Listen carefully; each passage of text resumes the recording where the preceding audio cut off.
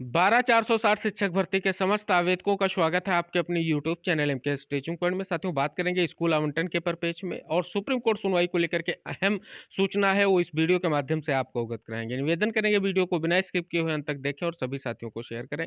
जो साथी चैनल पर पहली बार विजिट कर रहे हैं तो कृपया चैनल को सब्सक्राइब करके बेल आइकन प्रेस कर लें। साथियों, स्कूल आवंटन के परिपेक्ष में बात करें, आप सभी को पता है स्पष्ट तौर पर जो है 8 तारीख तक आप सभी का जो काउंसलिंग प्रोसेस था वो संपन्न हुआ और उसके बाद जो है नियुक्ति पत्र दिए गए और नियुक्ति पत्र के बाद जो अगला कार्य होना था प्रक्रिया में वो था स्कूल आवंटन का। तो साथियों, स्कूल आवंटन जो है 8 जनवरी के बाद से उसको लेकर के कोई भी दिशा निर्देश नहीं निकल कर आया है।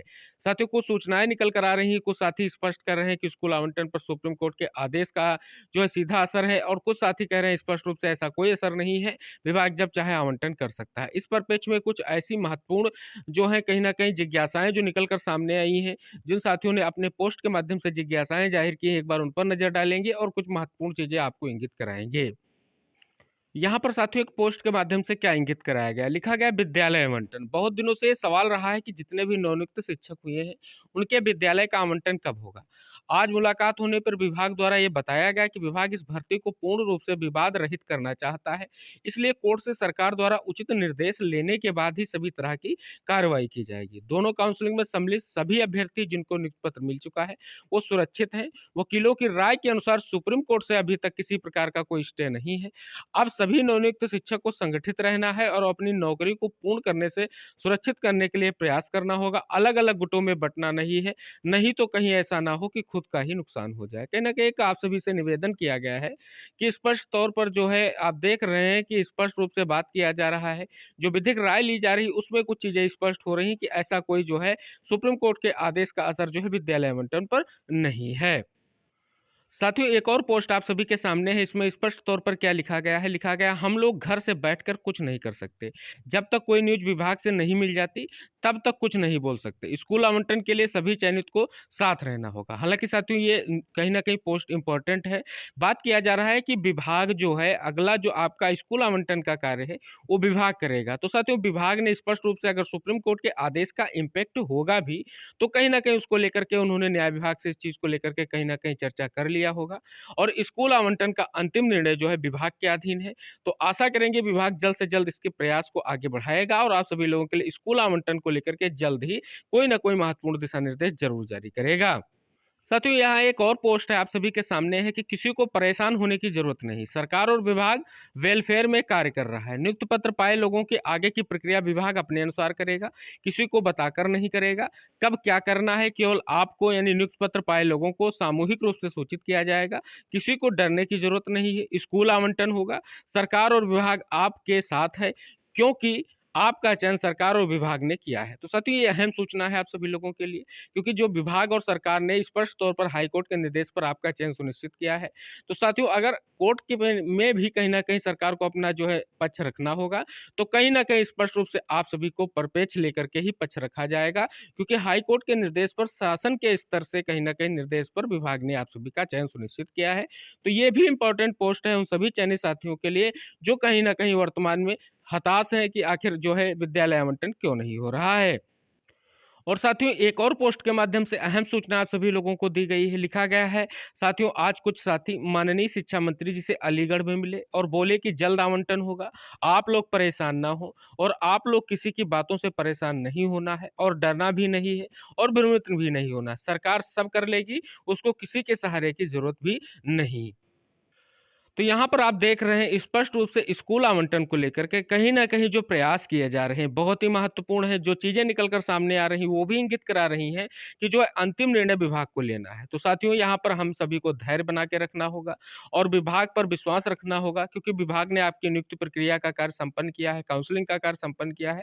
तो स्कूल आवंटन का कार्य ही जल्द संपन्न करेगी और जल्द से जल्द आप सभी लोगों के लिए स्पष्ट तौर पर दिशा निर्देश जारी करेगी। तो आशा करेंगे जितने भी साथी इस वीडियो को देखेंगे सभी साथियों तक जरूर शेयर करेंगे, क्योंकि साथियों वर्तमान में स्कूल आवंटन को लेकर के तरह तरह के जो संशय है अभ्यर्थियों के मन में है, जिज्ञासाएं भी हैं, लेकिन आशा यही की जा रही है कि विभाग इन सभी जिज्ञासाओं को जल्द ही कहीं ना कहीं नियुक्ति में तब्दील करते हुए स्कूल आवंटित करते हुए आप सभी लोगों का जो है कहीं ना कहीं एक बहुत बड़ा जो वर्तमान में चल रहा संशय उसको खत्म करने का कार्य जल्द से जल्द विभाग के माध्यम से संपन्न किया जाएगा।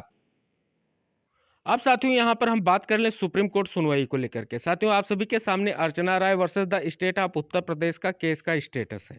साथियों यहाँ पर पहले आपको 2 तारीख की डेट शो हो रही थी, अब साथियों कोई डेट शो नहीं हो रही है। सुनवाई आप सभी को पता है जस्टिस जेके महेश्वरी और जस्टिस सुधांशु धूलिया सर की बेंच में स्पष्ट तौर पर सूचीबद्ध है। अब साथियों जो सूचना आ रही है सुनवाई के परिपेक्ष में वो बहुत ही महत्वपूर्ण है। साथियों बात करें, आप सभी को हम अवगत करा दें, आप सभी के लिए बहुत ही महत्वपूर्ण सूचना है।